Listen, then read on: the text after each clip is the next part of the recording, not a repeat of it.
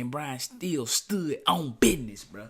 You did what I'm saying? Mr. Steele stood on business. The $1 billion lawyer stood on business. He didn't give Uncle Phil nothing, bro. He didn't care how much Uncle Phil huffed and puffed. He didn't care how much Uncle Phil threatened to have him locked up. Brian Steele stood on more business than any of y'all street cats would have ever done, bro. Gang, gang. Man, what's happening, man? What it do, man? What y'all on, gang? What y'all back? You feel what I'm saying? Hey, I'm back at you with another video. I go by Dunn. If you new, man, go ahead and do me a solid. Go ahead and like the video, subscribe to the channel, subscribe. Make sure you ring that bell. After you ring the bell, man, take it a step further, man. Hit all, man. You feel what I'm saying? Join the gang, join the mob. Now, gang, we got some good content for y'all tonight. Tonight, man, we got that boy THUGGA.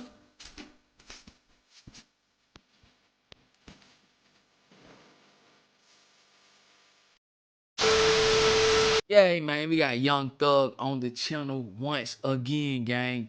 And really, bro, this Thug trial is crazy. It's getting crazier and it's getting messier day by day, bro. I think they on day 89 or 89 is gonna be. Day 89 is gonna be tomorrow, bro. And the latest and the greatest, Lil Woody, Kenneth Copeland, Psycho, YSL Hitter. You feel what I'm saying? He basically pled the fifth, bro. I plead the fifth. Pled the fifth.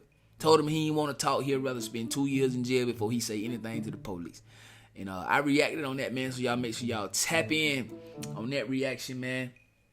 But we're going to talk about this, gang. You feel what I'm saying? Brian Steele, which is Young Thug's lawyer, right? He got held in contempt of court today, bro. Because he brought some things to the court that the judge really didn't agree with. And the judge really had a problem with it. You feel me? The way I understand my constitutional obligations, pursuant to the 6th and 14th Amendments of the United States Constitution, the corresponding sections of the Georgia Constitution, I'm required to make a full and complete statement to the court. For the record, and if God forbid this goes up on appeal for the appellate courts or another tribunal, commission, or administrative body, I was told, based upon information and belief, that when we arrived at 8:30, 9 o'clock today, we did not come into your courtroom until almost 11:30. And what I found out just recently, this is not waived, is that supposedly in chambers, this honorable court reporter at times, honorable court at times, district attorney or district attorneys from the DA's office, as well as investigators, sheriff deputies, Mr. Copeland and his counsel met together. None of the defense team, to my knowledge, was aware that this was going on. It was told, based upon information belief, that it was told to the district attorneys that Mr. Copeland intended to plead the Fifth Amendment.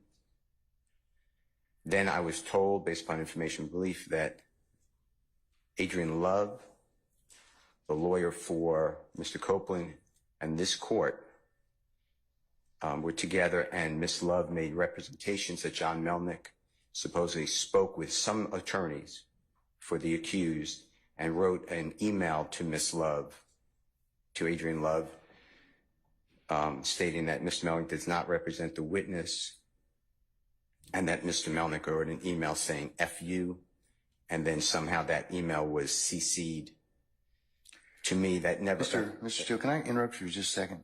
I'm kind of disturbed because that's ex parte. All that was an ex parte conversation. How did you find out about any of that? Well, I'm disturbed too. And the reason I'm asking you a question. How did you find out about it? I'm going to ask you the question. Okay. Scuttle, if you look at SCUDDER versus State, which is 298 Georgia, 438, it's Division 2, 782 Southeast 2D 638, 2016. Our highest court says when a court meets, because Mr. Copeland comes in, meets with the court supposedly made statements, which I assume is somewhat accurate based upon what you just said. We're entitled, Mr. Williams and every other person wrongly charged here is entitled under the Georgia Constitution to be present. That's a critical stage. It's just like when you meet with me, and you and Mr. Adams meet with me, and others have met with me. It's those were ex parte for a lot of different other reasons, but I will certainly note that for purposes of record. Well, I'm going forward. What I was told was that Mr. Copeland said... And you haven't answered my question yet. I'm not going to answer that question.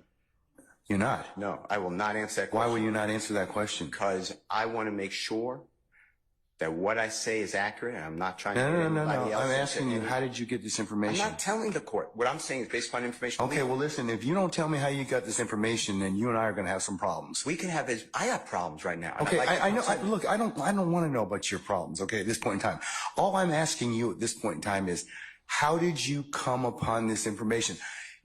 Look, if the case gets reviewed, the record's going to be available for our appellate court and for whatever reason. But it's disturbing that how somehow you have surreptitiously gotten information in regards to the court's private ex parte conversation with a party. I mean, A witness who was sworn in Friday. The court's telling. This is what I was told. If this is not true, not true. This court Mr. Steele, handed ask Mr. me. Copeland. Tell me how you perjury. got the information. Listen. Whatever you want to do. Tell me I'm how not you telling got the information. Then we can go ahead and go forward. I'm not going to say that. What I'm going to say is this. I was told, and I hope this concerns the court. It concerns me that you have proprietary information. Why is it proprietary? Or information that you should not be having that was ex parte. Why? With a party. Why? State of Georgia. How about the witness? How about Mr. Copeland, who supposedly announced he's not testifying and he'll sit for 2 years, and then supposedly this honorable court, or excuse me, let me rephrase that. This court supposedly said, I can hold you until the end of this trial. Ms. Hilton supposedly said, actually, all of the defendants and then all 26 people are disposed of. If that's true, what this is coercion, witness intimidation, ex parte communications that we have a constitutional right to be present for. So I understand that you're upset towards me, but I don't know what I did. Mr. Steele, I still want to know, how did you come upon this information? Who told you? What I want to know is, why wasn't I there? Why? Sir, I'm going to hold you in contempt if you don't tell me who tell me who this information was coming from. I don't want to from. be held in contempt. Well, I'm not answering that question. That's attorney-client privilege information. I am not answering. Attorney-client privilege, unless you were in my chambers, that's the only way you can figure out. I tell you what, I'm going to give you 5 minutes. If you don't tell me who if you don't tell me who it is, I'm going to put you in, I'm going to put you in contempt, because that is not attorney-client privilege. Attorney work product privilege. I am not. How did you get that information supposedly from my chambers? Did somebody tell you? I'm not. You should have told me. You got 5 minutes. Well, I don't need it. I want to continue. You got 5 minutes? This is what I was told. Mr. Copeland made statements that he admitted to killing Donovan Thomas and was. Don't take my notes. No. So the judge basically didn't deny any of the accusations that Brian Steele brought before him, bro. Instead, I feel like the judge basically got emotional because he felt betrayed. He felt like he could have a private convo with the prosecution in order to basically hang Young Thug. And I just feel like somebody that was in his chambers felt like it wasn't right, bro. So they decided to basically let Mr. Brian Steele and the rest of the defense attorneys know, like, look, this is what's going on behind you guys' back. And I don't know the law, bro, at all. I'm not a lawyer, judge, none of that. But while Brian Steele was throwing out some of this stuff, bro, me and my lady, we was Googling it. You feel what I'm saying? And basically, Brian Steele was right, bro. The judge cannot meet with a witness without the defendant or somebody who represents the defendant being present. And that's exactly what he did. No, he didn't say he did it, but he never said he didn't do it. All he kept saying was, who told you that? Who told you that? How do you know this information? He even went as far as to name people who was in the chambers, basically saying, this is who I think told you that. So did they tell you this? And Brian Steele stood on business, bro. You did what I'm saying? Mr. Steele stood on business. The $1 billion lawyer stood on business. He didn't give Uncle Phil nothing, bro. He didn't care how much Uncle Phil huffed and puffed. He didn't care how much Uncle Phil threatened to have him locked up. Brian Steele stood on more business than any of y'all street cats would have ever done, bro. Because if it was me, I would have said, so-and-so, I'm sorry, but I ain't going to jail. This is who told me this, Your Honor. You feel what I'm saying? But Brian Steele, he stood on business, man. Brian Steele is officially, basically, he invited to the cookout. No cap. I guarantee you, when Young Thug beat this, they going to throw a party. Mr. Brian Steele is going to be in attendance, holding Bel Air bottles, drinking Douce, bro, smoking cigars and everything. No cap, because Brian Steele has gotten Young Thug off. That's just how I feel. Well, really not Brian Steele. Whoever told Mr. Brian Steele this information helped get Thug off. Now, what I think should happen, right? I think that judge need to be investigated, because if you are the court, right, the court is supposed to basically let everybody get a fair trial, bro. And if you meeting with witnesses and if you threaten witnesses that you gonna throw them in contempt of court and that they gotta testify, then guess what? Mr. Jeffrey Williams is not getting a fair trial, bro. You did what I'm saying? Like, nah, you can't do that.